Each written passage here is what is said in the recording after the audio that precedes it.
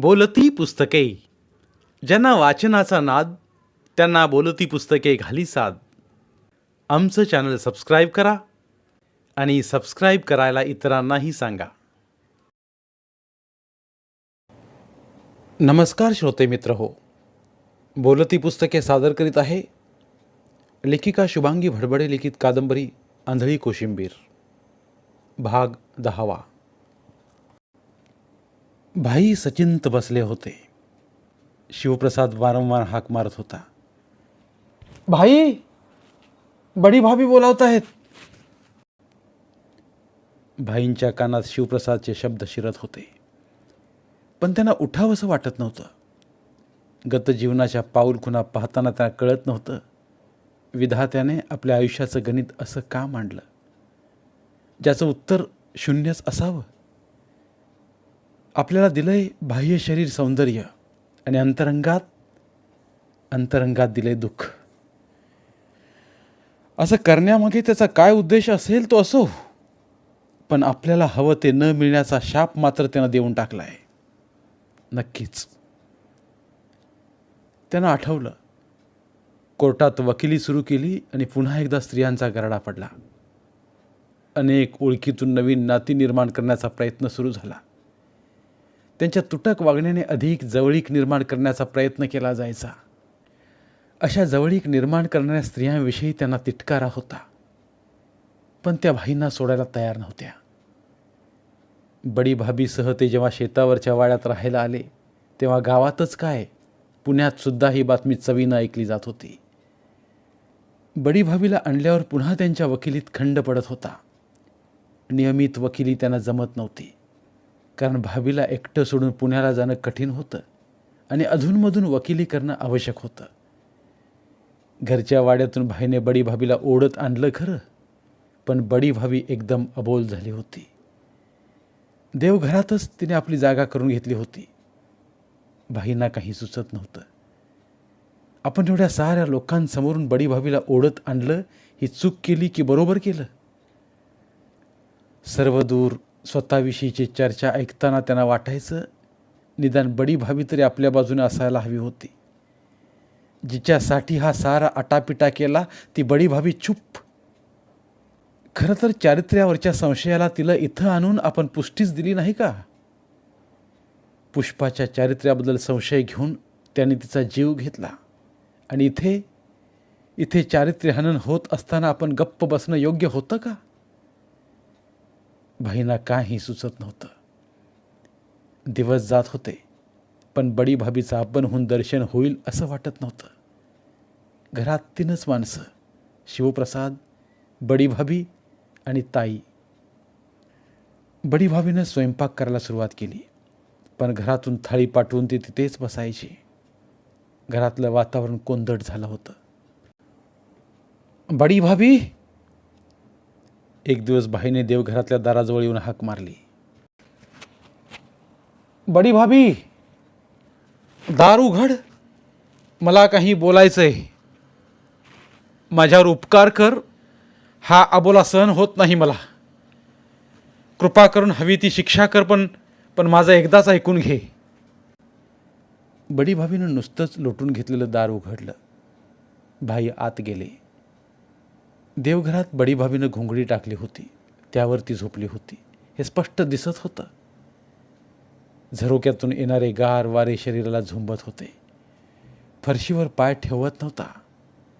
अशा स्थितीत बडी भाभी तिथे झोपली होती. बडी भाभी, हे असं का ग? किती दिवस रागावणार आहेस माझ्यावर? आणि तूच रागावलीस तर मी कोणासाठी जगावं? तुझ्याशिवाय कोणी आहे का माझं? आज मी तुला तुझ्या प्रेमाची भीक मागायला आलोय. माझ्या चारित्र्यावरच्या संशयाला मी इथे आणून बळकटी आणली. मी चुकलो की बरोबर हे मला माहीत नाही, पण फार पूर्वीच मी तुला तिथून दूर न्यायला हवं होतं. फार उशीर केला मी, फार उशीर केला. भाई बोलत होते. बाहेर सारं शांत होतं. थंडीची प्रचंड लाट निर्माण झाली होती. बडी भाभीचे हात किंचित कापत होते. भाईंच्या पायाला जमिनीवर उभं राहून मुंग्या आल्या होत्या. बडी भाभी खाली मान घालून स्वस्थ बसली होती. बडी भाभी. भाईने तिच्याजवळ घुंगडीवर बसून तिचे हात घट्ट पकडले. बडी भाभी एक क्षण विचलित झाली. तिच्या कापऱ्या हातांना भाईंच्या उबदार हाताचा स्पर्श झाला. तिच्या जवळच असणाऱ्या भाईचा निकट सहवास हवासा वाटला. दुसऱ्या क्षणी ती भाईंना म्हणाली, झालं गेलं संपलं, विचार कशाला करता? माझ्यामुळे तुम्हाला अपमान सहन करावा लागला. त्याला मी भीत नाही पूनम. जे साध्य मी फार पूर्वीच करायला हवं होतं ते या वयात मिळवतो आहे. भाई, एकच विनंती आहे, बोल. तुझं बोलणं ऐकायलाच मी इथं आलोय ना. भाई, देवघराचं दार नुसतं लोटलेलं असतं तुमच्या विश्वासावर. विश्वासघात होणार नाही म्हणूनच. भाई एकदम चरकलेच. तिचे हात त्यांच्या हातातून गळून पडले आणि ते तिच्यापासून किंचित दूर सरकले.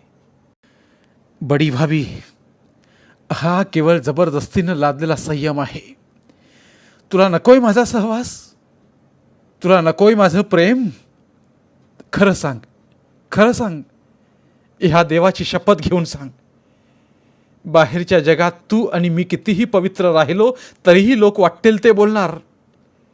असं असताना निदान आपण एकमेकांच्या सहवासात बाहेरचं जग विसरू. तुझ्या सहवासात मला नवीन शक्ती मिळू दे. त्यातून नवीन आशा निर्माण होऊ दे. सांग पूनम, सांग. माझं काही चुकलंय का? बडी भाभी शांत बसली होती.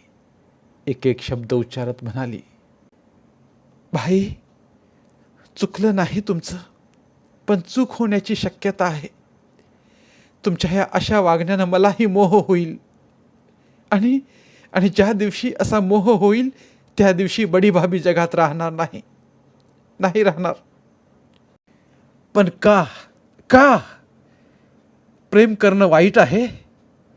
एकमेकांचा सहवास वाईट आहे? शारीरिक भूक चूक आहे? सांग मी कुठं चुकतोय पूनम? हा तुझा वेडा हट्ट का सूड घेतेस माझ्यावर? बडी भाभी बराच वेळ गप्प बसली. भाई तिच्या तोंडून उत्तर ऐकायला आतुर झाले होते. शेवटी त्यांच्यानं राहावलं गेलं नाही. त्यांनी बडी भाभीच्या खांद्यांना घुसळत म्हटलं, बोल ना, बोल. तुम्हाला मी हवे ना, केवळ शारीरिक भूक भागवण्यासाठी? तर चला वर माडीवर. एकदा तुमच्या मनासारखं होऊ द्या. माझ्या मर्यादा तोडून मी हे सारं करायला तयार आहे. बस करा तुम्ही शृंगार. करा तृप्त तुमची भोग लालसा. जगाचं काय काहीही म्हणेल, पण परमेश्वर तर साक्ष आहे ना. त्याला टाळून तुम्ही काय करणार? शरीराची विटंबना उरली आहे ना, तेही करा. भाई, मला तुमची स्थिती कळते, पण माझं शरीर कधीच वळणार नाही. तेव्हा तुम्हीच जबरदस्तीनं हवं ते सुख ओरबडून घ्या. मी स्वतः ते देऊ शकत नाही. जो मार्ग स्वतः बंद केला तो उघडावा असं वाटत नाही मला. भाई एकदम गर्भगळीत झाले. अत्यंत आघात पचवल्या माणसासारखे हतबल झाले. त्यांना काय बोलावं कळेच ना. बडी भाभी देवाकडे पाहत सारं बोलत होती. बडी भाभी, आज अखेरचा देवाला साक्ष ठेवून निर्णय घेतला की तुला स्पर्श करायची इच्छा मनात आणणं माझ्यासाठी पाप आहे. बस इतपर तू केवळ माझी मोठी वहिनी. बस. भाई रागावलात? बडी भाभीच्या डोळ्यांतून पाण्याच्या धारा वाहत होत्या. बडी भाभी एकदम त्यांच्याकडे झुकली. भाईच्या खांद्यावर अश्रूंचा अभिषेक होत होता. भाईनं तिला जवळ घेतलं, पण त्यात कुठलीही वासना नव्हती. होतं ते निर्विकार प्रेम. बडी भाभी, एकच विनंती आहे, हे असल्या थंडीत केवळ घुंगडीवर तू झोपू नकोस. हे असलं अघोरी जीनं जगू नकोस. मला पाहवत नाही हे. मानसिक सुख तर देशील ना. एकदा सांगितलं ना, कसलाही धोका बाळगू नकोस. पण आता माझ्यावरच्या प्रेमासाठी तू सर्वसामान्य दैनंदिन जीवन जग. माझ्या शेजारी जेवायला बस, पलंगावर झोप. मला मरेस्तोवर सोबत नाही करणार तू. मला तुझ्या विना कोणी नाही, कोणी नाही भाभी, कोणी नाही. भाईंना पाहता पाहता गदगदून आलं. भाभीनं त्यांना लहान मुलासारखं समजावलं. खूप वेळानं मध्यरात्री भाई झोपायला गेले तेव्हा ते अगदी अगदी शांत होते. त्या दिवसानंतर बडी भाभी एकदम बदलली. घुंगट काढून टाकला. जेवताना तिनं बोलायला सुरुवात केली. भाईंच्या आवडीनिवडी आपणहून सांभाळल्या. भाई, आपण अशी संस्था काढू की त्यात माझ्यासारख्या विधवा स्त्रिया राहतील. म्हणजे काय होईल? एक दिवस बोलताना विषय निघाला होता. ज्यांना घरी त्रास आहे त्या इथे येऊन राहतील. त्यांना इथे सुखसमाधान मिळेल. मी देईन त्यांच्याकडं लक्ष. नाहीतर तुम्ही 8-8 दिवस इथे नसता. मी एकटीच असते. काहीतरी उद्योग मिळेल आणि काहीतरी केल्यासारखंही होईल. छानच कल्पना आहे बडी भाभी. खूप दिवस ही कल्पना भाईंच्या डोक्यात घोळत होती. त्याने ती त्यांच्या एका मित्राजवळ बोलून दाखवली. तो म्हणाला, भाई, खरंच ही कल्पना साकार कर. माझ्याकडे 2 मेंबर्स आहेत बघ. आणखी कितीतरी असतील. अरे बाबा, त्यांची सोय करायला पैसा हवा. जागा आहे. अरे तू एवढा मोठा माणूस, तुला काय कमी आहे? कमी काही नाही, पण घरी जाऊन पैसा मागायचा नाही मला. ठीक आहे, मी देतो तुला इमारत बांधायला पैसे. पण तुझे मी केव्हा परत करीन सांगत नाही हं.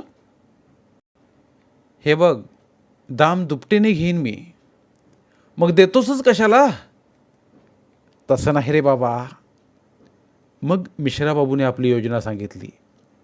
ज्या विधवा सदन आहेत पण घरच्या जाचाला कंटाळून येतील त्यांना काही रक्कम मागायची. शिवाय काही नोकरी करणारे असतील त्यांच्याकडून पैसे घ्यायचे. अशा तऱ्हेने हे पैसे निघतील. पहा, तुला सांगतो, ती रामगडची बिनीवाले एकटी राहून कंटाळली आहे. रगड पैसा आहे. तिला सांग तुझी कल्पना. आणि मग पाहता पाहता सुखसमाधानची कल्पना साकारली. उद्योग मंदिर झालं. अनाथ मुलांची संस्था झाली. त्यांच्यासाठी शाळा सुरू झाली. दिवसेंदिवस त्याचा पसारा वाढत होता. विधवा आणि परित्यक्त्या स्त्रियांना आसरा दिल्यामुळे वृत्तपत्रांनी रकाने भरभरून त्यांच्या कार्याचा गौरव केला. अल्पावधीत भाईंना प्रसिद्धी मिळाली. त्या संस्थेला न बोलावता मोठमोठ्या उद्योगपतींनी, समाजसेवकांनी उचलून धरलं. भाईंना आनंद झाला, पण हा आनंद मनस्तापाला कारणीभूतही झाला. त्यांना वाटायचं, कशाला काढली आपण ही संस्था? कशाला काढली ही सुख समाधान? ह्यातून आपलं सुख आणि समाधान संपत चाललंय जणू. सुखाचं शोषण करूनच ही संस्था फोपावते. बडी भाभी व्यग्र आहे हेच समाधान. पण याच समाधानातून असमाधानाचा उदय झाला आहे. सुख समाधान मध्ये विधवांची संख्या वाढते आहे. आरतीबेनसारख्या अनुभवी स्त्रिया कर्तव्य दक्षतेने आपला कार्यभाग सांभाळत होत्या. तसं पाहिलं तर कुठेच कमी नाही. उद्योग मिळालाय. उद्योग मंदिराच्या मालाला बाजारपेठ मिळाली आहे. सुख समाधानमध्ये घरगुती वातावरण आहे. कधीकधी तर त्यांच्या रात्रीच्या जेवायच्या वेळी होणाऱ्या हास्यविनोदानं हा अंधार दचकतो. पूर्वी असणारं निर्जन वातावरण आता प्रसन्न अशा स्त्रियांनी भरलंय. कोणालाच कोणाचा राग नाही. सारं कसं समाधानानं चाललंय. जणू ट्रिपला आलेल्या समवयस्क मैत्रिणीच. कोणाला कोणाची तक्रार नाही. बडी भाभी खुश झाली आहे. तिच्या जीवनात एक आगळाच आनंद निर्माण झाला आहे. स्त्री ही मुळातच कलाकार, सौंदर्य वेडी. त्या स्त्रियांनी मिळून सुखसमाधानभोवती सुंदर बगीचा केला आहे. मांडवावर जाई जुई चमेली एकत्र आहेत, तर गुलाब, मोगरा, शेवंती अशा विविध प्रकारानं बगीचा फुलला आहे. इथल्या मातीचं स्त्रीच्या स्पर्शानं सोनं झालंय. झाडं वेली मायेच्या स्पर्शानं बहरून आलीत. जणू दृष्ट लागावी असं नंदनवन निर्माण झालंय. सुखसमाधानाची भिंत सोडून पुढं आलं की मोठी विहीर, मग शेताचा एक आडवा पट्टा, नंतर भाईंचा वाडा भव्य असा. आता त्यांनी तो पण उंचावर बांधून घेतला आहे. सारं काही दर्शनी चांगलं वाटत होतं, पण भाई अत्यंत अस्वस्थ झाले होते. त्या रात्री झोप येत नव्हती म्हणून ते विहिरीच्या काठावर येऊन बसले. आकाशात चांदण्यांची फुलं सांडली होती. कोणाला ती उचलायचा असा मोह नव्हता. चंद्रासह रोहिणी आकाशात त्या फुलांच्या पायघड्यावरून पूर्वेकडून पश्चिमेला प्रवासाला निघाली होती. त्यांच्या किरणांचे रथ चौखूर उधळले होते, पण कसलाही आवाज नव्हता. नाही म्हणायला रातकिडे आपल्या छोट्या आवाजात शांततेचा भंग करीत होते. त्या स्तब्ध वातावरणात अस्पष्ट हुंदक्यांचा आवाज येत होता. भाईंनी कानोसा घेतला आणि ते चालू लागले. दूर असलेल्या आंब्याच्या झाडाखाली कोणीतरी रडत बसलेली दिसली. ते जरा गोंधळले. हिचं रडणं कसं थांबवावं असाही प्रश्न पडला. कोण आहेस तू? या इकडे आड रानात कशाला आलीस? कशाला आलीस या अपरात्री या ठिकाणी? कोण आहेस तू? उत्तर हवंय मला, नाहीतर. भाई जरा मोठ्यानंच बोलले. मी रजनीगंधा चटर्जी, आपल्याच हॉस्टेलमध्ये राहते. भाईंना रजनीगंधाचा चेहरा पाहिल्याचं आठवत नव्हतं. तसे ते आठवड्यातून एकदा जात होते, त्यामुळे मधल्या काळातली ही रजनीगंधा त्यांना आठवत नव्हती. रडायचं कारण कळू शकेल आणि ही अपरात्री इथं येण्याचं कारण कळेल. शेतात रात्री येणं चांगलं नाही. का आलीस तू? जेव्हा माणूस जीवनाची आसक्ती संपवतो तेव्हा त्याला कुठलंच भय वाटत नाही. भय केव्हा? जेव्हा जीवनाचं आकर्षण असतं त्यावेळी. पण एवढ्या लहान वयात असं बोलणं शोभत नाही, असंच ना? वयावर काय असतं? एखाद्याला जन्मभर अनुभवासाठी जगावं लागतं, तर एखाद्याला लहान वयात नको तेवढे अनुभव येतात, हो ना? तू खूप निराश झालेली दिसतेस. कसलीच आशा उरली नाही की आपोआपच निराशा येते. रजनीगंधाच्या चेहऱ्यावर चंद्राचा प्रकाश पडला आणि तिचे डोळे विलक्षण चमकले. इतके चमकदार डोळे भाई प्रथमच पाहत होते. साधारण उजळ वर्णाची ती भव्य कपाळामुळे भारदस्त वाटत होती. जांभळ्या रंगाच्या साडीत तिचा चेहरा अधिक खुल्ला होता. कानातील कर्णफुलं तिच्या बोलण्याबरोबर हलत होती. केसांची वेणी जमिनीवर लोळत होती. चेहऱ्यावरचे खट्ट्याळ भाव पाहताना हिच्या मनात एवढं दुःख असेल याची जाणीव कोणाला झाली नसती. जीवनी रुंद असल्याने ती क्षणोक्षणी हसते असा भास होत होता. तुझं नाव छान आहे.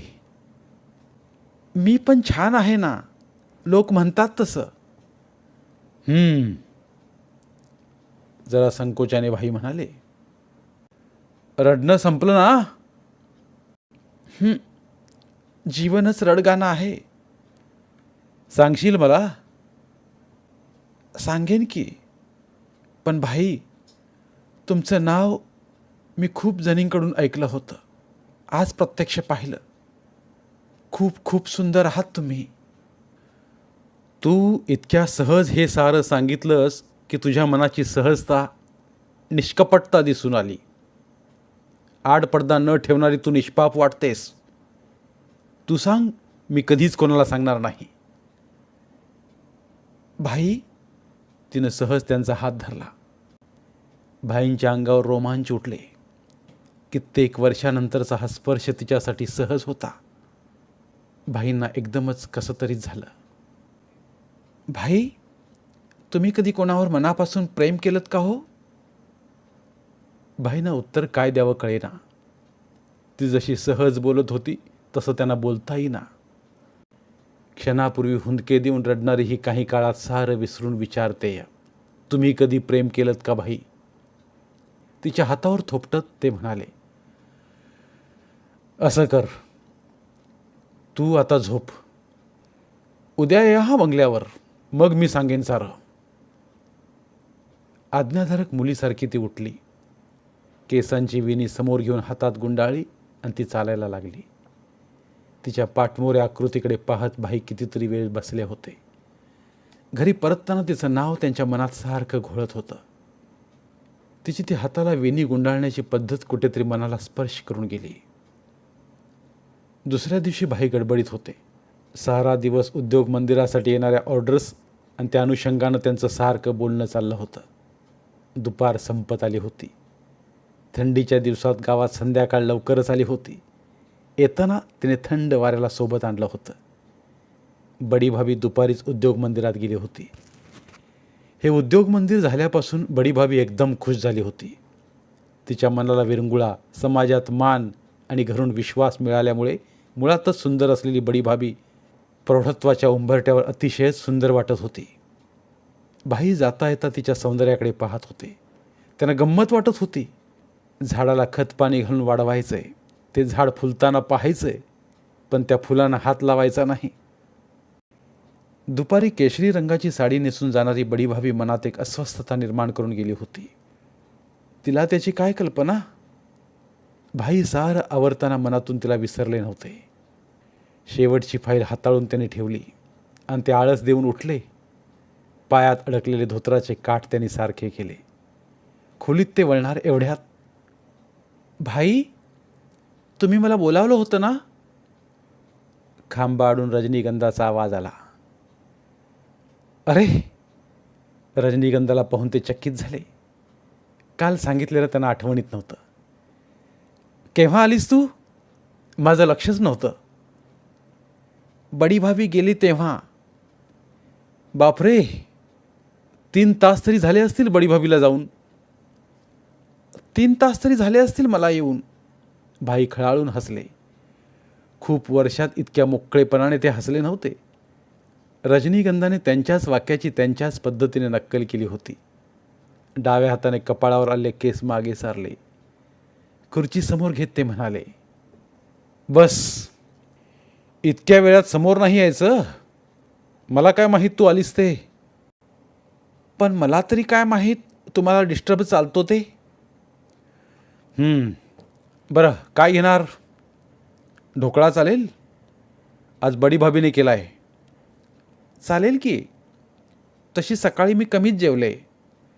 अच्छा, का बरं कमी जेवलीस? असंच, मूड नव्हता. असा बरा तुझा मूड पदोपदी बिघडतो. भाईनी घंटा वाजवून शिवप्रसादला बोलावलं. त्याला घरात तयार असले पदार्थ आणायला सांगितले. नाही हो, इतकी भूक नाही मला. अगं पण मला भूक लागली ना. मग ठीक आहे. तिचा भावपूर्ण चेहरा आणि विलक्षण चमकणारे डोळे पाहून भाईंना वाटलं ही अजूनही परकरी पोरच आहे. हिचं वय वाढलंच नाही किंवा तिच्या भावना कोणी जाणल्याच नाहीत. तिच्या डोळ्यातले निरागस भाव पाहून ती कवी मनाची असावी असं त्यांना वाटलं. तुझं शिक्षण कुठवर झालंय?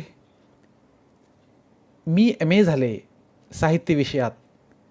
अरे वा, वाटलं नव्हतं. सारे मला असंच म्हणतात. भाईंना वाटत होतं हिने एकदा खाडखाड माहिती सांगून मोकळं व्हावं. आपण कुठवर हिला असे एक प्रश्न विचारणार. ती पण तशीच वाटत होती. केवळ प्रश्नाच्या आधाराने पुढे सरकत होती. पिवळ्या रंगाच्या साडीत तिचा वर्ण खुलून दिसत होता. गळ्यात बारीक साखळी होती. कानातले झुमके प्रत्येक क्षणाला हलत होते. उतरत्या उन्हाचा सोनेरी प्रकाश तिच्या डोळ्यावर पडला होता. चमकदार 2 डोळे पाहून भाई कमालीचे चकित झाले होते. तुझं लग्न झालं? त्याशिवाय का इथल्या हॉस्टेलला आले? हे हॉस्टेल नाही. इथे सुख आणि समाधान मिळावं याची काळजी घेतली जाते. केवळ पैसे दिले की संपलं असं होत नाही. झूट, एकदम झूट. कोणतं सुख देता तुम्ही? मला हवी आहे नोकरी. मला स्वतंत्र जगायचं आहे. मला हवी आहे शारीरिक साथ सोबत. देता हे समाधान? भाईंना अनपेक्षित असा प्रश्न होता. इतक्या धडाडीने एखादी स्त्री असं काही मागू शकेल यावर त्यांचा विश्वास नव्हता. ती हे सारं अगदी सहजगत्या बोलत होती. सांगा, यापैकी माझ्या समाधानाची गोष्ट इथे कुठे आहे? हे बघ, तुझ्या नोकरीचं मी प्रथम जमवतो. आता तुझे मिस्टर कुठे आहेत? रजनीगंधा एकदम भावनाविवश झाली. तिला काय सांगावं कळेच ना. बाईसारख्या मोठ्या माणसाजवळ काय सांगावं हा तिला प्रश्न पडला. आणि सांगावं तरी कुठंपासून? दारिद्र्य रेषेखाली बाळपण हरवलेलं, तारुण्याचं माप ओलांडून ज्या घरी प्रवेश केला तो नराधम नवरा, आपल्याला जाळून मारणार होता तो. कधीच पटलं नाही त्याच्याशी. आपल्या कवी मनाचा, भावनांचा त्याच्यावर कसलाही परिणाम झाला नव्हता. तो पशु होता, पशु. पाशवी संवेदना असणारा. फुलांना कुस्करणं तेवढं त्याला माहीत होतं. खूप खूप सहन केलं. त्यानं दिलेल्या असुरी छळाच्या खुणा शरीरभर उमटल्या होत्या. हळुवार हा शब्दच कधी त्याला माहीत नव्हता. खूप पैसा आणायचा, खूप खायचा आणि खूप प्यायचा. एका सुसंस्कृत घराण्यातला सुशिक्षित तो. मदन त्याचं नाव.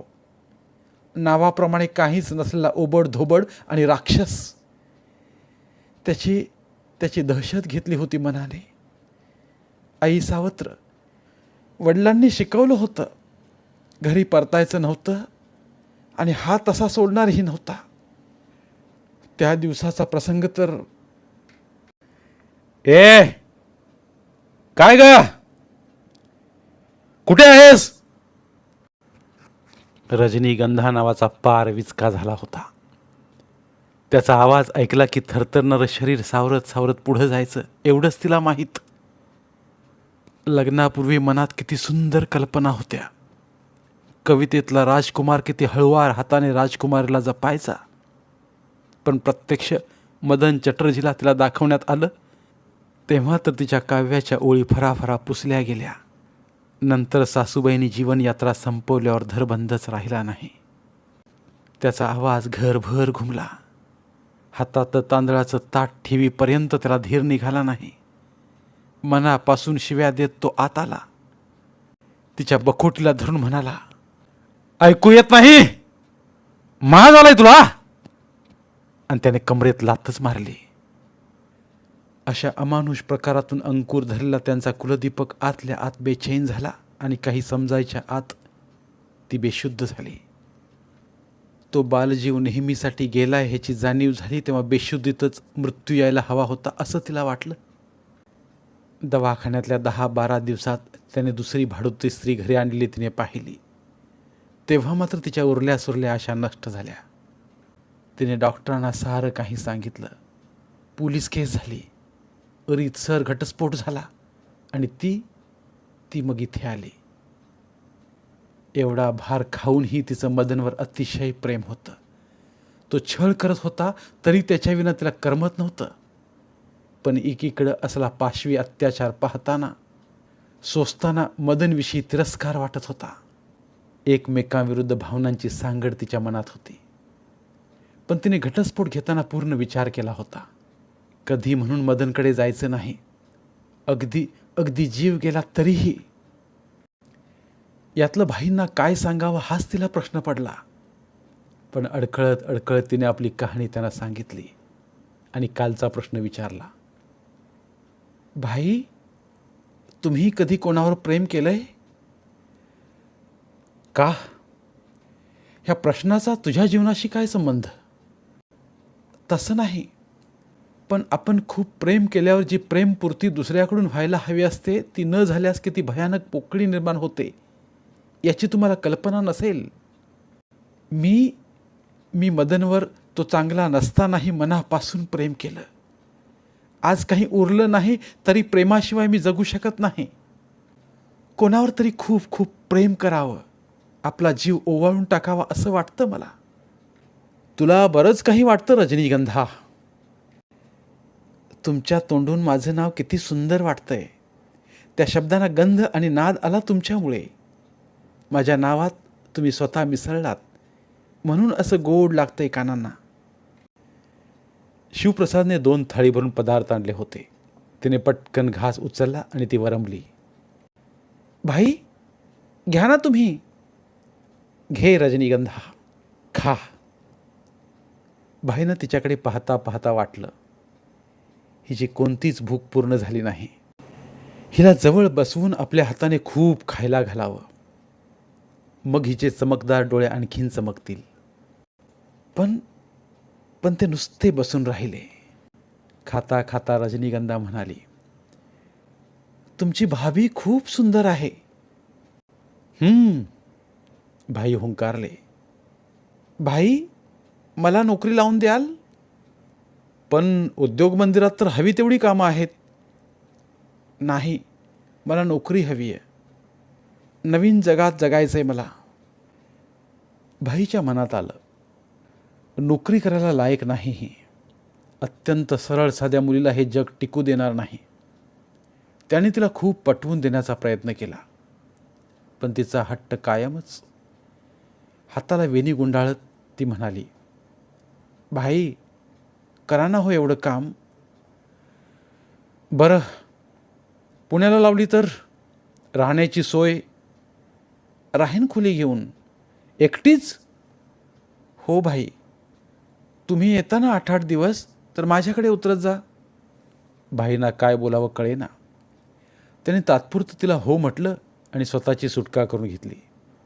ती पटकन उठली आणि धावतच बंगल्याच्या पायऱ्या उतरायला लागली. तिची ती उच्चृंखल वृत्ती पाहून भाई मनाशीच हसले. मनात कुठेतरी सुखावल्यासारखं वाटलं, पण त्यावर जास्त विचार न करता ते आपल्या खोलीकडे वळले. संध्याकाळ झाली होती.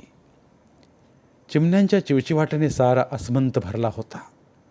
रुंझून पावलं वाजवत अलगद संध्या उतरली होती. बोचऱ्या थंडीचे वारे अधिकच बोचत होते.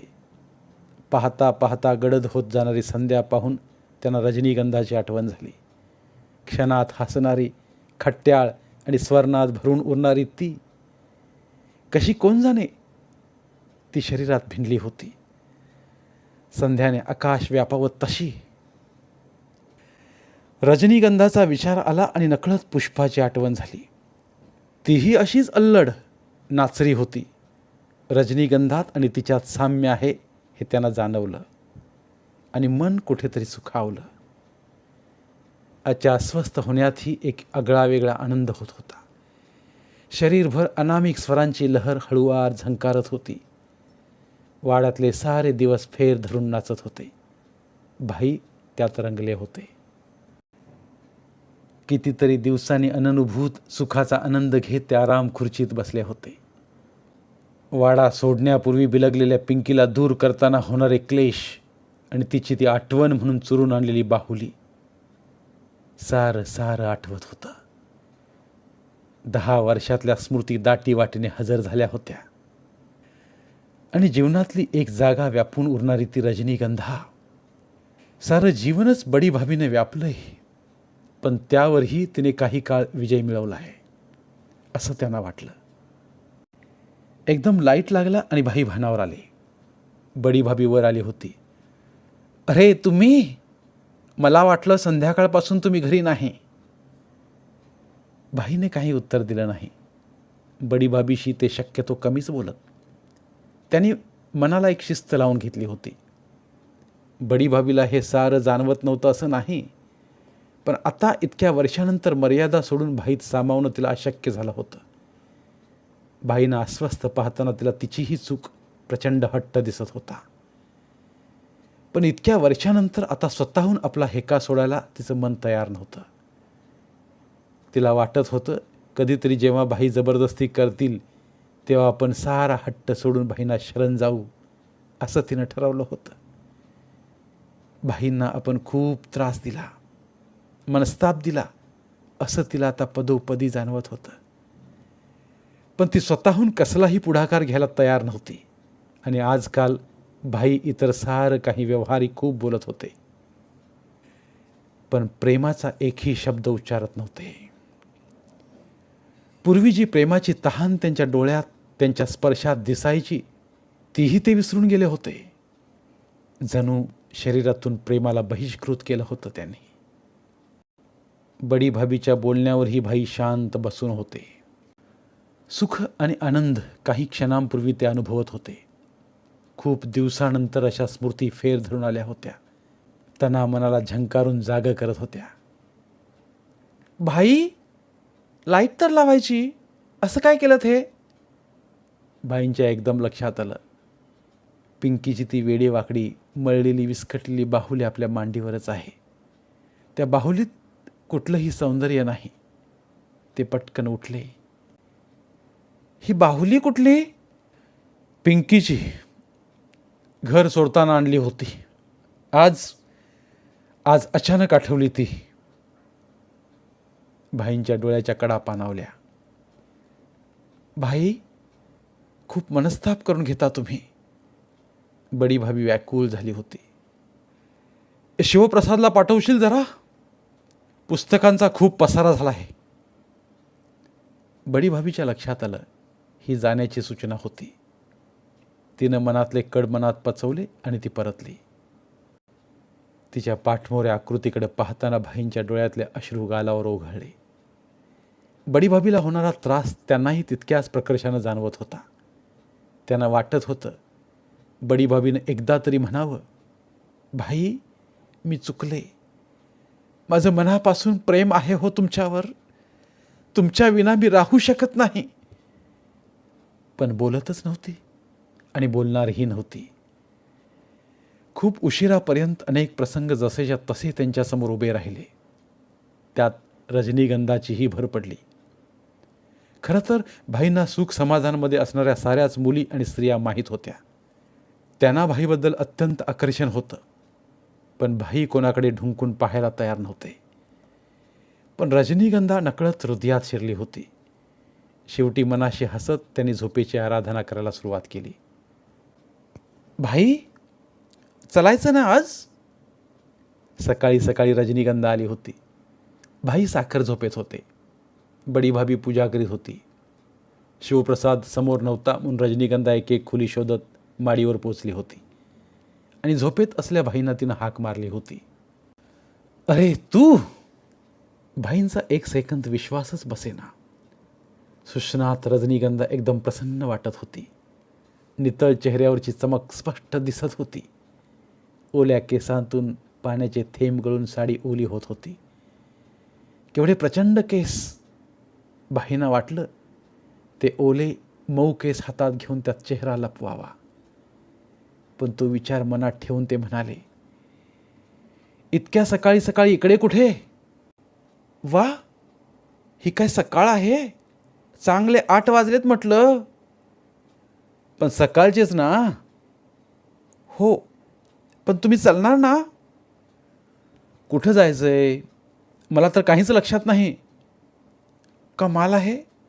कालच तुम्ही म्हणालात ना मी पुण्याला जाईन तेव्हा नोकरी लावून देईन म्हणून. अरे हो, पण रजनी, इतक्या सहजासहजी नोकरी मिळायला हवी ना. मी जातो आज. पुन्हा 8 दिवसानं येईन तेव्हा सांगेन. हां, बरं. ती हिरमुसल्यासारखी झाली. किती उत्साहानं ती आली होती. तिला वाटत होतं भाईने कुठेही शब्द टाकला की नोकरी मिळणं कठीण नव्हतं. पण भाई 8 दिवस लांबणीवर टाकत होते. तिच्या चेहऱ्यावर हे सारे भाव उमटले होते. भाईने ते भाव वाचले. हे बघ, तुला चलायचं तर चल पुण्याला, पण आज काम होईलच असं नाही. शिवाय तुझ्या राहण्याचा प्रश्न आहे. त्याचं काय? साराच विचार इतक्या सहजासहजी होईल का? असं करूया का, मी तुमच्याबरोबर येते, तुम्ही प्रयत्न करा. बडी भाभी रजनीगंधाच्या मागे येऊन उभी राहिली होती. तिलाही काही कळत नव्हतं. पण रजनीगंधाची प्रचंड आतुरता जाणून ती म्हणाली, भाई, काय आहे?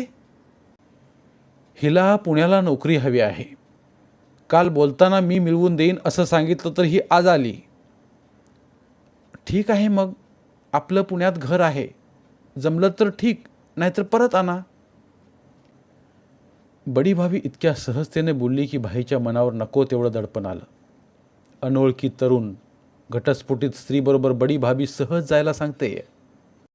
याचा अर्थ रजनीगंधा आपल्याला आवडली आहे, तुम्ही आणखी पुढे जा, असं तर तिला सुचवायचं नसेल.